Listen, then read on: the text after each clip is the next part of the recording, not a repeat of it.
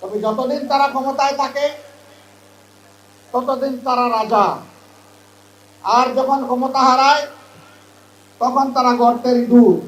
এমন রাজনীতিকে ঘৃণা করি যেই রাজনীতি করতে গিয়ে দেশ ছেড়ে পালাতে হয়। আসুন এমন জীবন গঠন করি যেই জীবন সর্বাবস্থায় আমার জন্য সম্মানের হয়, ফাঁসির রশিতে ঝুললেও যেন সম্মানের হয়, ফাঁসির পাতাটনের উপর দাঁড়ালেও যেন সম্মানের হয়, আবু সাইদের মতো বুক পেতে গুলি নিলে সেটাও যেন আনন্দের হয়। এমন জীবনী রাজনীতিবিদের জীবন হওয়া উচিত। বাংলাদেশ স্বাধীন হয়েছে 5 আগস্ট অথবা 31শে জুলাই। আপনারা আল্লাহর পক্ষ থেকে স্বাধীনতা পেয়েছেন 4 আগস্ট, কিন্তু বিনামূল্যে নয়, অতি উঁচু মূল্যে। 11টা তাজা প্রাণ এই শহরের মাটিতেই ঝরে গেল। আমাদের সন্তানেরা একটা বিশাল স্বপ্ন নিয়ে তারা জীবন দিয়েছিল। আমাদের প্রিয় সন্তান বুক পেতে ডানা মেলে বলেছিল, বুকের ভিতরে তুমুল ঝড়, বুক পেতেছি গুলি কর। সেই ঝড়, সেই ঝড়টা ছিল সমাজের অন্যায়, অবিচার, দুর্নীতি এবং দুঃশাসন। কোন যুগেই যুবকরা কখনো দুর্নীতি এবং দুঃশাসনকে সমর্থন করে না, বরঞ্চ তার বিরুদ্ধে গর্জে উঠে, প্রতিবাদ করে, প্রতিরোধ করে, যুদ্ধ করে বিজয়ী হয়, হয় শহীদ হয়, না হয় গাজী হয়, মাঝখানে আর কিছু থাকে না।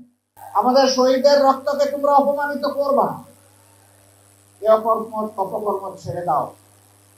তোমাদের যদি খাওয়ার অভাব হয়, আমরা আশ্বস্ত করছি এই সমস্ত মানুষগুলা মিলে আল্লাহ আমাদেরকে যে নিয়ামত এবং রিজিক দিয়েছেন আমরা ভাগ বাটোয়ারা করে খাবো। তবুও তোমরা চাঁদাবাজি ছেড়ে দাও, দখল বাণিজ্য ছেড়ে দাও, তোমরা মানুষকে কষ্ট দিও না। 2009 সালের 10 জানুয়ারি আওয়ামী লীগ ক্ষমতায় আসার পর 2024 সালের 5ই আগস্ট পর্যন্ত যেই দলের সবচেয়ে বেশি সংখ্যক শীর্ষ নেতাকে খুন করেছে তার নাম হচ্ছে বাংলাদেশ জামাত ইসলামী। এক এক করে 10 জনকে খুন করেছে, আর আল্লাহ একজনকে বাঁচিয়ে রেখেছেন। এখনো আজহারুল ইসলাম অন্ধকার প্রকোষ্ঠে থেকে গেলেন কারাগারে।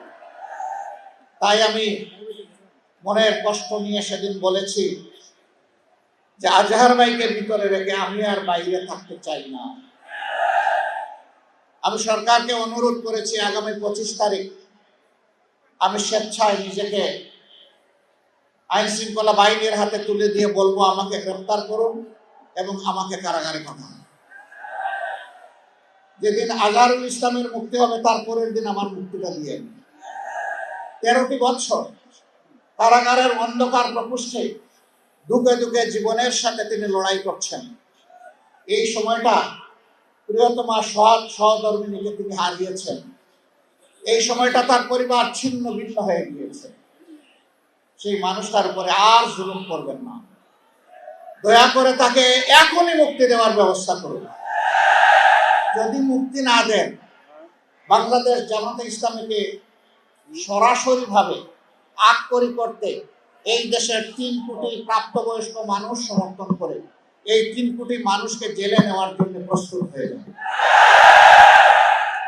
এই 54 বছরে অনেক দলের শাসন আপনারা দেখেছেন, অনেক আদর্শের কথা আপনারা শুনেছেন, কিন্তু সংখ্যাগরিষ্ঠ মানুষের প্রিয় আদর্শ ইসলামের শাসনটাই দেশবাসীর দেখার সুযোগ হয় নাই। জানি না এইটুকু হায়াত পাবো কিনা। মহান আল্লাহর কাছে ভিক্ষা চাই, হে আল্লাহ, এতগুলো মানুষকে যখন তুমি দৌলতে ঈমান দান করেছ, মেহেরবানি করে সেই ঈমানের সোর্স কোরআনকে বাংলাদেশের শাসন ক্ষমতায় তুমি বসায়। এর জন্য তুমি আমাকে, আমার সঙ্গীদেরকে কবুল করো।